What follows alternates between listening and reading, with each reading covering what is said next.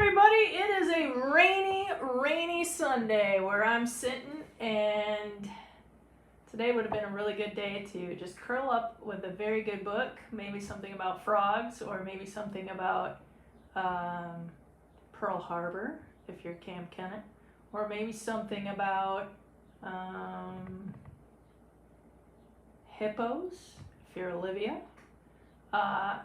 or if you're Ava, you could be reading about design, interior design. All of these would be very fun topics to read about on a rainy Sunday day. So you should have by this point fleshed out paragraphs for each of your subtopics. If you have 3 subtopics and you did a couple paragraphs for each one, you should have about 6 paragraphs already. Today's focus is on adding some other teaching tools to your teaching through writing, and today's teaching tools include visuals and vocabulary. When you read something that is nonfiction, you probably talked about text features in your past lives, and those text features are looking at pictures and looking at captions, looking at headings and subheadings, and vocabulary that maybe is defined within the writing. So what you're going to be doing today is figuring out what are some visuals and vocab that you can help your reader understand by including it in your subtopics, in your sections. There are some simple rules that we should probably go over first. So let's take a look. When you are including visuals, the first rule of thumb is to choose the visuals with care. Don't just go online and cut and paste any image that you find. Our first instinct sometimes is just to grab the quickest thing. We're trying to choose with care. Rule number 2, consider what the section we are writing is about. Look over several images. You may even find 5 or 10 images that are possibilities, and choose the one that fits the central idea the best. Rule number 3, cite the website the image came from. That's really important. So far we haven't cited our sources within the body of our paper. We're going to be doing that, so gear up, but didn't want that to stop your flow of writing right away. But you want to make sure you're keeping track of where you're getting your images. Really important, those need to be cited. For those of you who are feeling really sophisticated and like you want an extra challenge, maybe you did some interviewing or you pulled together research from different sources and you want to create your own visuals. That is always an option. If you are working with your own data, you may want to create your own. I did this in my dissertation when I drew some illustrations of places that I had traveled that were connected to my topic, and included those illustrations in my dissertation itself. So that is a possibility for those of you who may want to create your own image, because maybe you can't find what exactly you want online, or maybe you like a combination of things and you want to put it together in your own way. Finally, think of images, which are pictures, graphs, or illustrations, as teaching tools. Follow this process. What is the main idea of the section? Who is my audience and what will help them understand? And what images do you hope to find? So what are the things that you want to find? And if you identify those even before you go looking, that will help you.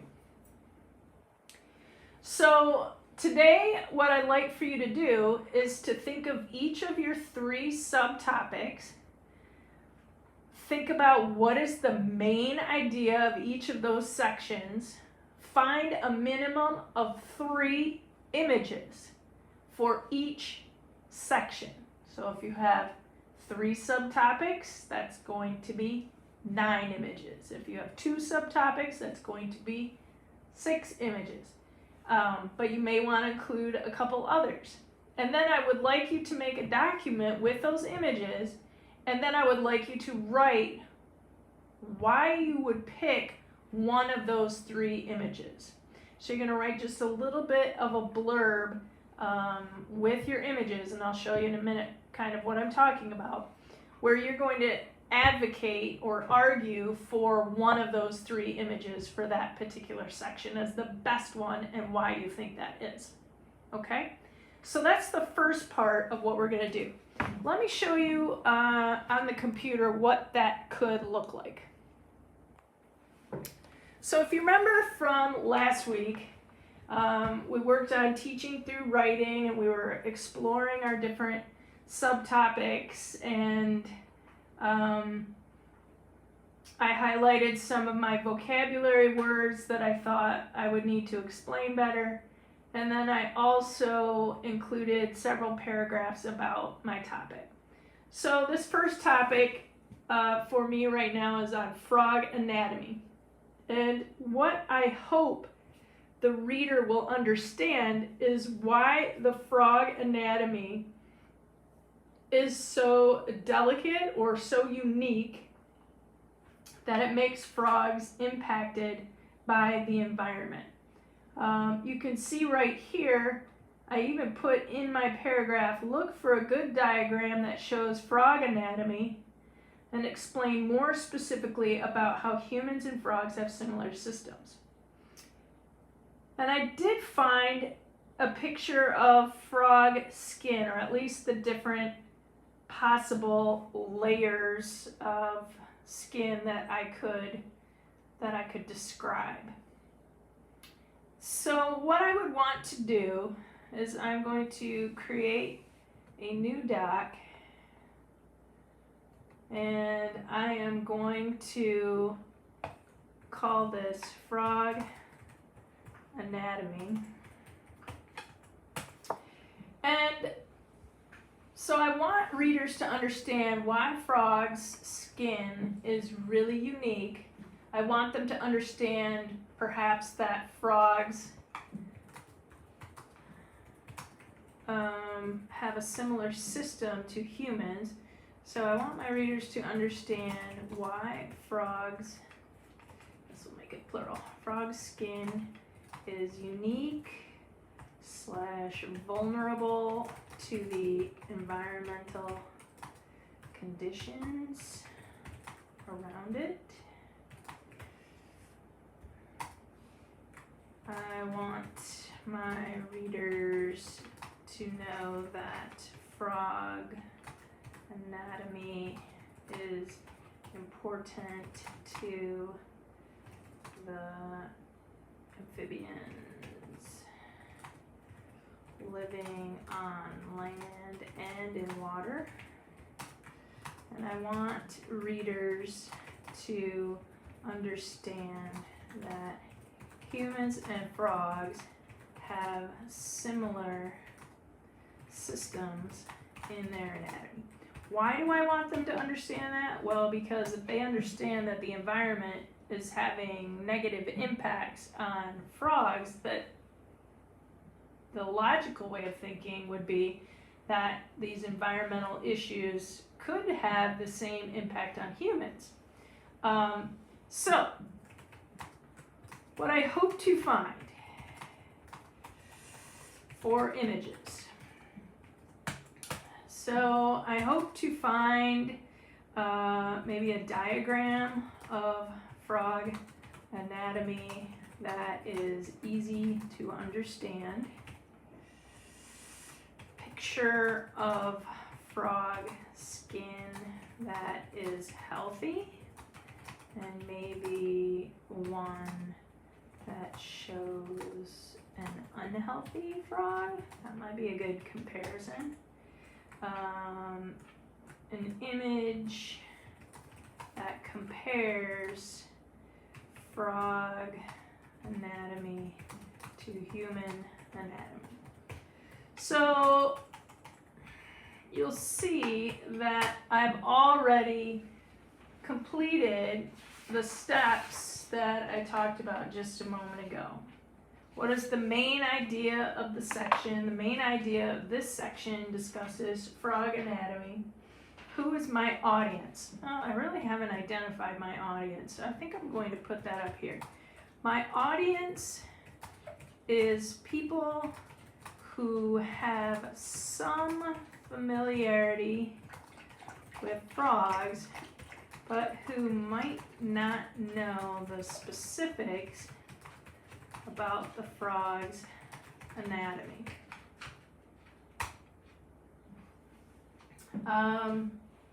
Who is my audience? What will help them understand? So I listed a few things that I'm hoping these images, these pictures, these visuals will help my readers understand, and what I hope to find. You'll notice I have not gone to the internet yet. I am just brainstorming what I hope to find. Why am I doing it this way? Well, I think before, maybe I've talked to you about rabbit holes and getting sucked down rabbit holes. When we get online and the first thing we do is we just start searching for images, we get very distracted by all the shiny objects that the internet has to offer. And sometimes we lose sight of what it is we're really looking for. Oh, Piper says so too. Think of it this way. If you went into the candy store and you had no idea what you were looking for in the candy store, and all you saw were all the walls and walls full of candy, and you're like, ooh, I want the Fun Dip, and I want the licorice, and I want the Hubba Bubba grape bubble gum, and I want the giant jawbreaker. It would just be all this candy that you would just want to grab, and you'd just be so excited. And then maybe by the time you left the store, you'd be like, oh, I went in to get mini Reese's peanut butter cups and I didn't even find them. And then, you might be a little sad because that's what you really wanted, but you got distracted by all the other candy in the store. The same thing happens on the internet. We get on the internet, and I'm as guilty as anybody because, I love searching and researching and finding all the cool things that are online, but it becomes a huge time sucker, and we don't have a lot of time. We got to get this project wrapped up in only a few more weeks. Like 3. 2 if you're talking about, getting the polishing on the writing. So we don't have tons of time to sit on the internet and just be like, ooh, that's a cool picture of a frog. I love that frog. I want that frog. That one's green. Look at this blue frog. Oh my gosh. We don't have time for that. And when you're going to be researching in your future classes, you're going to have, 5 classes that you're taking that are all going to have homework. And it's going to be very stressful if you spend a lot of time online just randomly searching for things. So what this does is it gives you an action plan. It gives you an opportunity to think before you go online to look for things. Okay?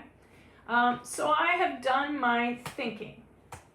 And now I'm ready to do some searching. You'll notice I already had some different diagrams up.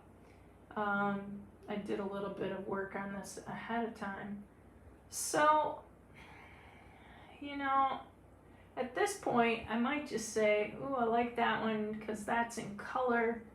It looks pretty clear, easy to understand. So maybe I go back here and I put that in there. I'm seeing that the website is on the image itself, so I feel like I could find that again. Remember, you want to keep track of where you get your images. So there's a picture of frog anatomy. Here's one comparing frogs and human systems, which I kind of liked. I'm going to copy that. And I'll put that down here. So I'm trying to find images that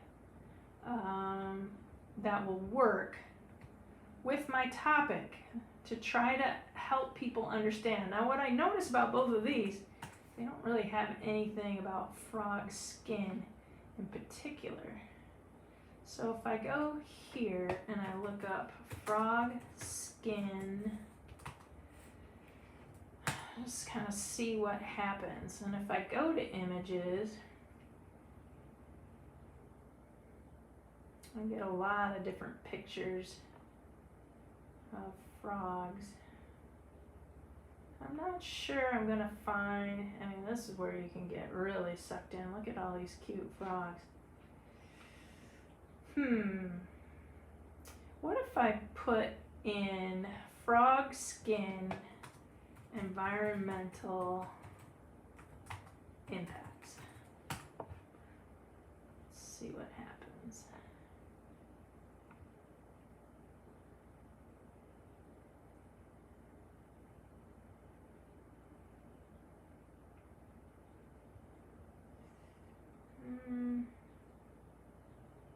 This looks pretty fancy. But as I look at this, I don't even understand what this is saying. So that wouldn't be a good one for me because I would have to really read through the article and understand what is going on there. So I'm not seeing what I want here. What if I put frog skin and pollution? So you'll notice I'm thinking of different ways. Oh, now see, this is kind of fascinating right here. See-through skin and extra limbs. So I'm going to copy that one because that looks like it might help me with my topic. Oops, I see a problem. I didn't put down the website for this one here. Adventures in Eduteching. Copy link address. So I'm going to put that under here. And I'll need more information, but this at least will give me the link to get where I need to go. That one had a link, and this one, if I go here, oop, I don't know what's going on there. If I go to the source itself, transparent amphibians. So I'm going to copy that link and I'm going to put that with the image. Oops.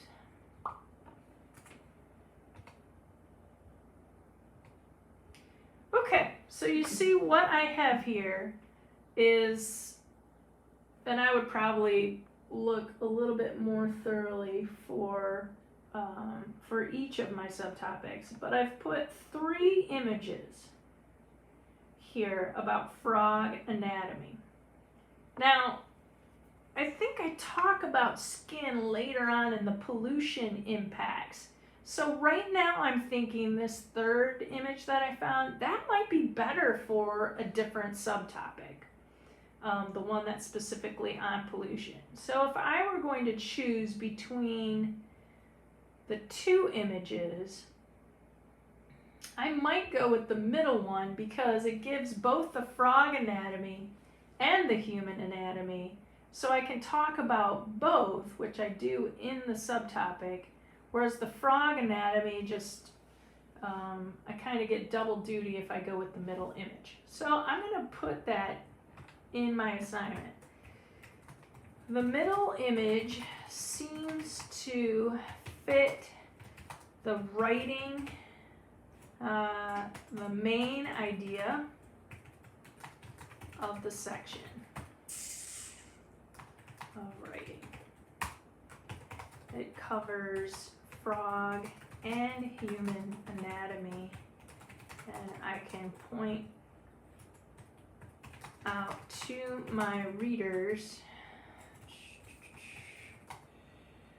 how these to share common systems and why that's important. Okay, so I've identified my main idea. I've identified who my audience is and what might help them understand my subtopic a little bit better. I've identified what I hope to find in the image search that I do. I actually covered all three situations. The one comparing or looking at the skin of the frog took a little bit of digging, but I still was able to do that. And then I explained my rationale for why I would pick the middle image. Okay, so you're going to do that. You're going to be doing that with all three of your subtopics. So figuring out what the main idea is, thinking about your audience and what will help them understand, what do you hope to find in your search? So before you go in that candy store, know that you want to find three specific things. Think of it this way, if you find something else, that's kind of a bonus, but you don't want to lose time searching through the internet. The internet is full of stuff that can just suck up a lot of time. And then you're going to write a short, really brief rationale for why that particular image might fit in your subtopic of writing. So the next thing I want to have you do for today as well is go back and look at your word bank. You included vocabulary words that you thought your readers should understand in order to be able to understand your topic.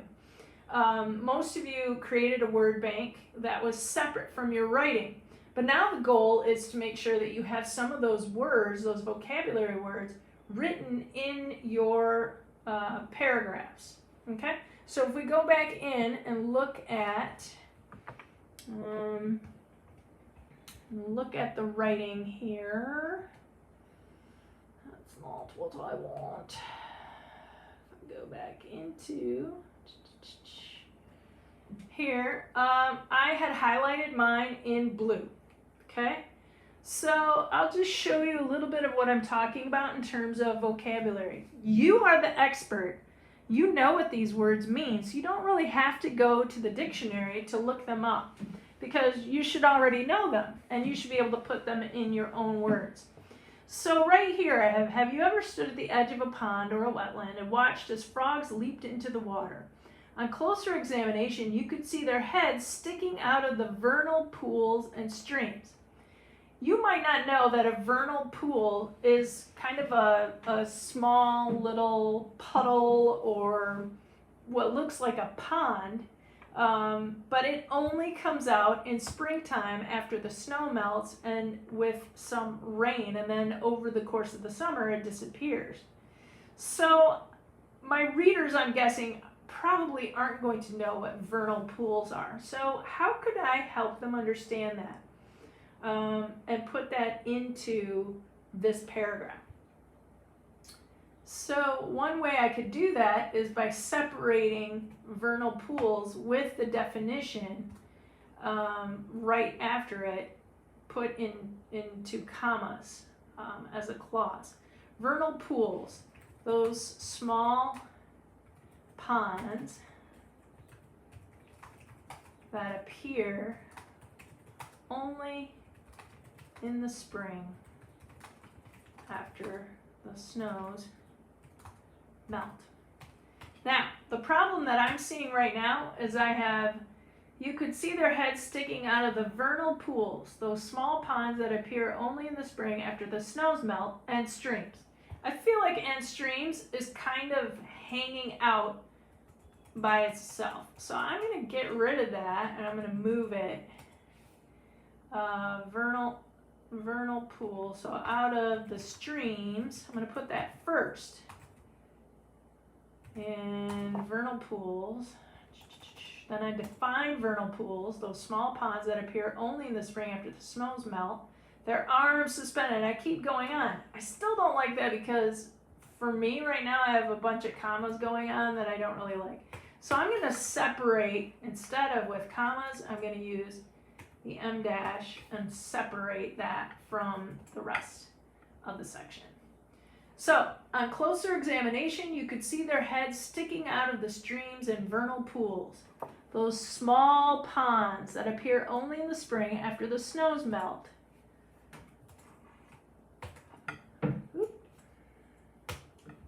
Their arms suspended as though flying in midair. So, I have taken a vocabulary word that I know my readers don't understand or probably won't understand, and I've defined it right in the sentence. Another way that you could do this is to create a second sentence that defines the word, and I kind of did this with this one here. So mucus layer. It has glands that secrete a mucus layer. This mucus layer helps to protect the frog and keep it in balance when it is in the water. I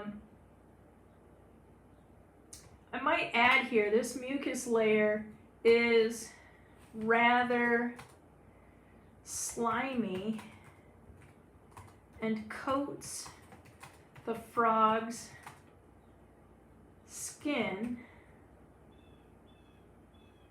helps to protect the frog, comma, and keeps it in balance and keeps the frog's skin in balance when it is in the water. So I'm going to go back up here and I'm going to highlight my definitions in, let's highlight them in, how about red? Oh, what is that? Is that red? Yeah, red. So I'm going to highlight my definitions in red. And you can see I've done it in two different ways right here. The first way is that I kept the definition right in the sentence. The second way I did it was I included the definition in the next sentence.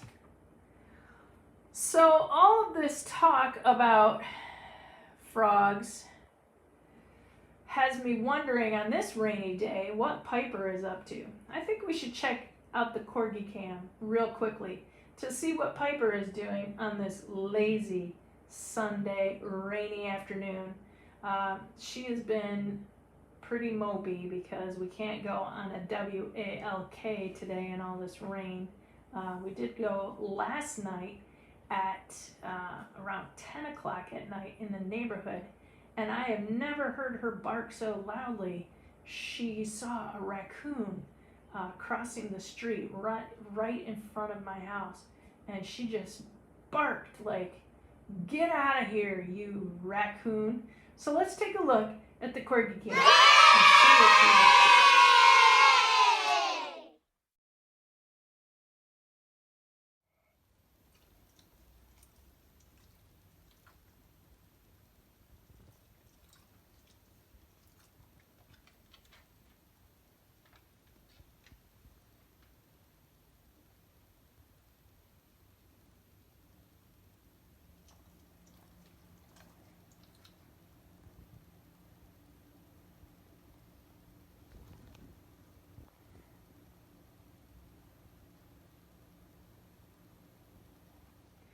Okay, so today's focus, again, is on visuals and vocab.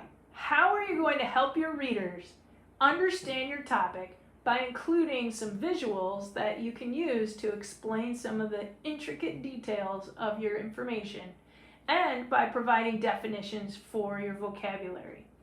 Think about how you might include those definitions.